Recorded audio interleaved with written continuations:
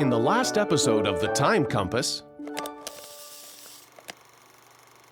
The Aztecs had a powerful army that conquered neighboring peoples. And in just a couple of centuries, they ruled over Mesoamerica. Tenochtitlan was a very special city. It was built on a small island in the center of a great lake. In fact, its population reached 250,000 inhabitants. If you looked closely toward the horizon, you'd be able to see the mountains surrounding the city. The Aztecs revered mountains, with their peaks reaching up to the sky where the gods lived. The Aztecs built around 25 pyramid-shaped temples that imitated the mountains. These temples were designed to instill fear and respect amongst the population. And ceremonies involving human sacrifices were carried out on their stone altars.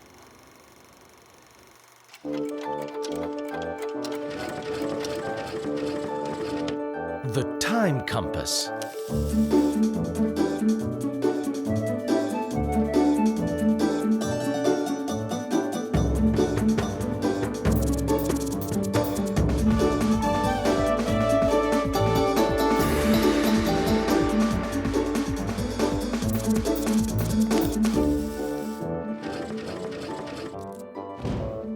The Aztec Empire, Part 2. All civilizations express their visions of the world, and remnants of extinct civilizations help us in the modern age find out more about ancient peoples. The Aztecs recorded their history of military conquests and dominance through colorful symbols inscribed onto deerskin or cotton sheets. These records, full of colorful drawings, are historical documents in which many aspects of the Aztecs' daily life were recorded. You see, the Aztecs did not develop an alphabet. So instead of spelling words, a representation of an animal or object had to be made by using a combination of drawings. Here's an example. They wrote the name of their capital, Tenochtitlan, by drawing a stone, which was a tena. And from this sprouted a prickly pear cactus, which was a nochli. Aztec writing is complicated. This may have been one of the main reasons why the Aztecs used poetry so much as a means of communication. In fact, they had a poem for every occasion. War poems, "Now the army goes off to war." Sacred poems, "It's the gods who we're fighting for." Historical poems, "We have fought many times before." And love poems, "But how I'll miss you, mi amor." Poetry was closely connected to music. In fact, poet and singer were the same word in the Aztec language. "Oh, I'm a singer, maybe, but I'm a poet, a baby, yeah." The Aztecs were also skilled at telling time. They created a calendar that helped them to know the best time to plant seeds or harvest crops. They could even predict major climate changes. The solar calendar of the Aztecs was installed in a round altar in the center of a courtyard in the Sun Temple. They were also good at math. And interestingly, they counted using the number 20. What? That's right.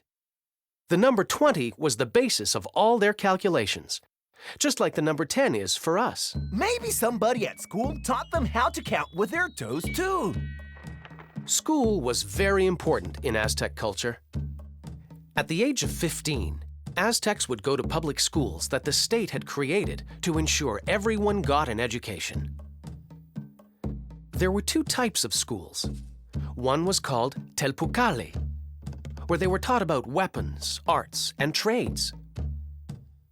The other was called Calmecac, where young men were trained to fulfill priestly duties. Sacrifices. The Aztecs believed that one day the world would end violently, and that all people would die in a dramatic manner. They had to make constant sacrifices to the gods to postpone this tragic end. According to their beliefs, blood kept the sun alive. And so, to maintain the order of the world and have good harvests, the priests had to sacrifice many animals, and sometimes even people. The priests would offer the hearts of the victims to the gods, and dying in these ceremonies was generally thought to be a great honor. The absolute god of the Aztecs was called Ometecutli. He had several gods under his command who could also be called upon to help in times of need. The most popular one was Quetzalcoatl, the feather serpent, who was thought to be the great benefactor of humanity. But Aztec legend says that Quetzalcoatl did not get along with the god Tezcatlipoca, who demanded many human sacrifices. One day, there was a confrontation between the two gods, and Quetzalcoatl was expelled from the sacred city of Tula. He disappeared over the horizon in a ship full of serpents. And it was said that one day, Quetzalcoatl would return from exile and impose a new order that would end the bloody sacrifices. So the Aztecs believed that the only way to appease the gods was with the blood of sacrifices, until Quetzalcoatl returned. The Flower Wars. Around 1450, the Aztecs were plagued by numerous droughts and famines. The Aztec leader, Moctezuma, was very concerned and consulted the priests for a solution. The priests said that the gods were also feeling hungry and had decided to share their misfortune with mortals. There was only one solution to this problem. They needed human hearts to feed the gods and appease their hunger. This was how the Flower Wars began. Ceremonial battles in which the best warriors were pitted against each other until one of them was defeated. As a victory reward, the winner would receive the prize of death. But these warriors were honored to have such glorious deaths. Glorious because the warriors' hearts would be used to feed the gods, ending their hunger and hopefully the hunger of the people as well. The end of the Aztecs. When the Spanish conquistador, Hernán Cortés, arrived in the Valley of Mexico in 1519, the Aztec king Moctezuma II thought that this strange man, dressed in such odd clothing and riding these strange animals called horses, must have been the god Quetzalcoatl, returned from his forced exile to fulfill the prophecy. The Spaniards were welcomed as gods instead of powerful enemies. But Cortés wasn't called a conquistador for nothing. Cortés's aim all along was to conquer the New World, and he did it with the help of many native warriors who were enemies of the Aztecs and who were recruited by Cortés during his journey towards the capital.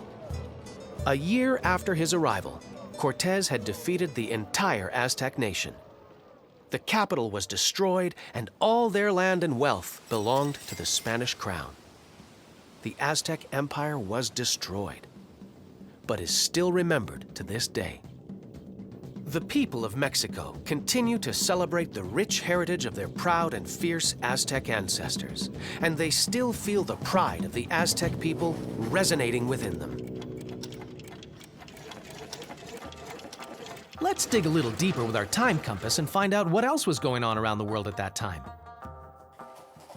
What was happening in Europe while Hernán Cortés was conquering the powerful Aztec Empire? The Turks, who had already conquered the capital of the Byzantine Empire, Constantinople, set off to the Balkans with the aim of expanding their control over European territory.